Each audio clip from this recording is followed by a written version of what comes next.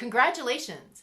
You are going to be a panelist, and you're probably wondering, okay, how am I supposed to introduce myself? Because we all know people judge a book by its cover. So you want your cover to be awesome. Are you introducing? The panel moderator introducing? Is there even an introduction? My name is Kristen Arnold, and I am a professional panel moderator and a leading authority on moderating panel discussions, and I've seen it all. In this video, we are going to talk about how you can get introduced and your cover look amazing. Let's find out how.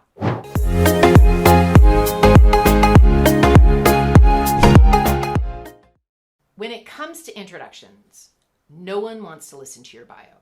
No one. So in this video, we are going to be covering who does your introductions, what should be in the introduction, the length of the introduction. We'll be talking about the staging of your introduction so that you feel comfortable and confident in sharing your pearls of wisdom with the audience. Let's dive right in. So I have seen panelists get introduced in 4 different ways. Typically, the panel moderator introduces the panelist. They might ask for a couple of sentences from you so that they can craft a compelling introduction for you. They might ask you, like, so tell us something interesting that nobody knows about you, or something that makes that interesting.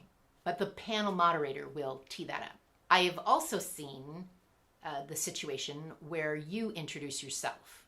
I see it rarely because there are some panelists who will take the opportunity to spend far more time introducing themselves than they should. I've also seen, not often, a panelist introduce another panelist. It is possible. And then the 4th way that I've seen introductions is that no one introduces the panelists. Typically, that is a situation where everybody knows each other, or it's a short panel and they just say, hey, their names are in the promotional materials. Their bios are in the promotional materials. Let's roll. So that is the 4 people who might be introducing you. So you might be wondering, how long is the introduction? Well, it could be none, which is 0. Like, look in the promotional materials. Most panels that I see these days, they're pretty short. It could be, here's the name.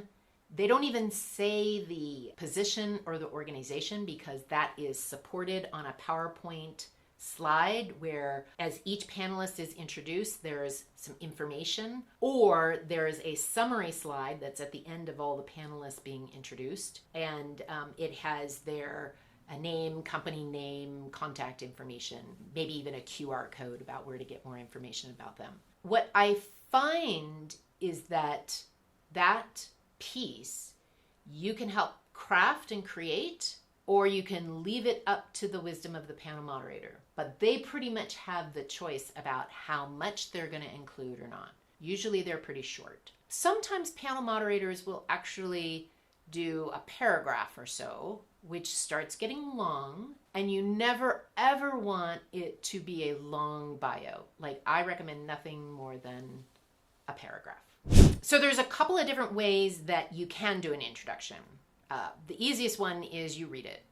You've prepared it ahead of time. It's a couple of sentences, maybe an interesting factoid. You simply read the introduction. Another way is that you weave the question in with the introduction. Now, what that does is it makes things a little weird in that you have all of the panelists on stage, or not, and you introduce a panelist, you ask a question, they answer it, and then you introduce the next panelist, and maybe they're coming on stage. So you have to kind of think through the logistics about that one.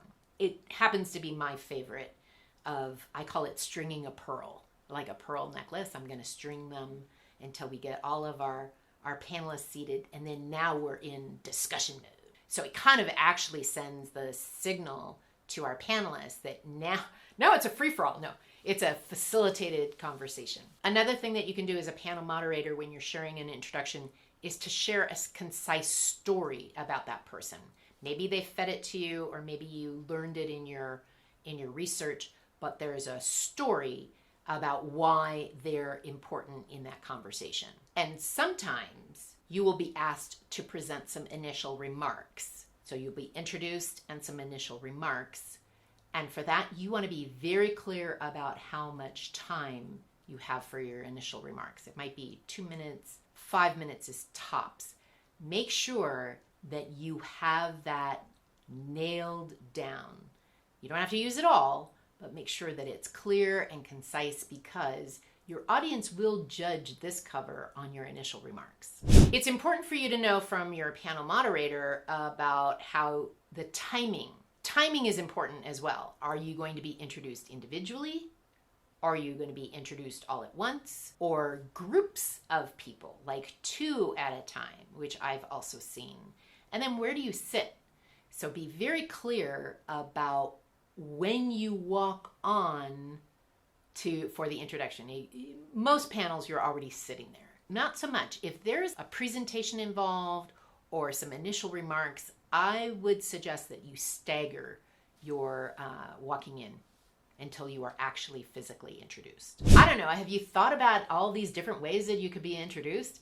It's kind of frightening that a lot of the introductions that you are going to be facing as a panelist, you really don't have any control over. So I hope that you got some good ideas so far, and I invite you to like this video if you got some good ideas, and maybe even subscribe so that you get these tips and ideas dropped right into your inbox.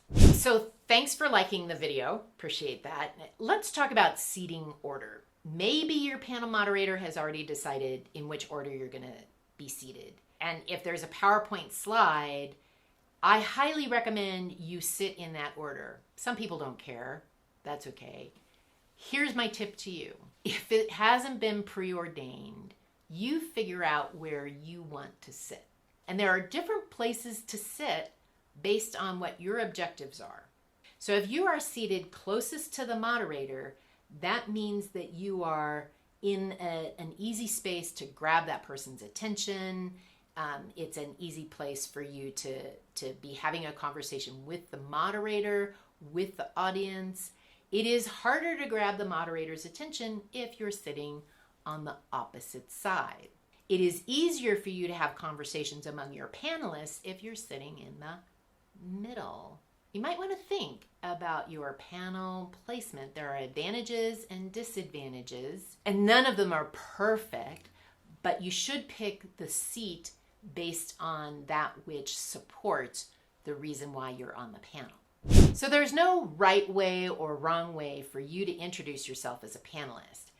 The important thing is that you understand that there are many ways to be introduced and that you talk with your panel moderator about the best way for you to be introduced. Just because they say, oh, you should just introduce yourself, I would suggest that maybe you can push back and be a little bit more intentional about how you're positioned so that the audience is judging your book cover as an awesome freaking panelist. If you're interested in more ideas and tips, I have a checklist that would be awesome for you as a panelist. You can find it at www.powerfulpanelist.com/checklist. Hope you get lots of great ideas and it helps you on your next panel discussion. Hope to see you back here on this channel. Thanks for watching.